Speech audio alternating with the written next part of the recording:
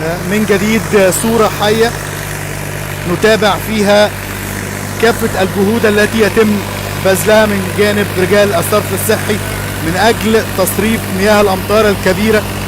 وكما تظهر في الصورة يتم تصريف الكميات الكبيرة من الأمطار داخل البحر.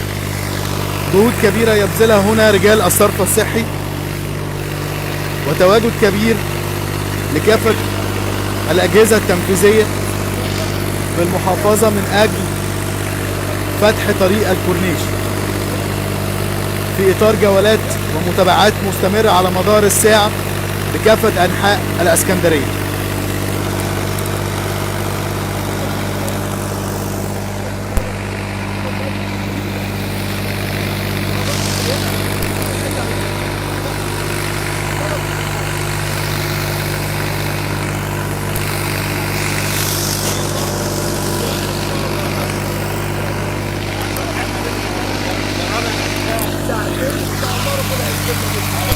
ابعت لك بدلات من المنطقه الشماليه ان شاء الله وهنجيب عربيات من القوات البحريه ان شاء الله. لكن انا عاوز اطمن عشان الناس رايحه اشغلها الصبح.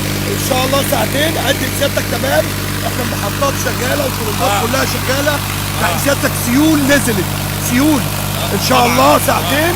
ربنا يكرمنا كل الميه دي بتتخلص ان شاء الله. خلي بالك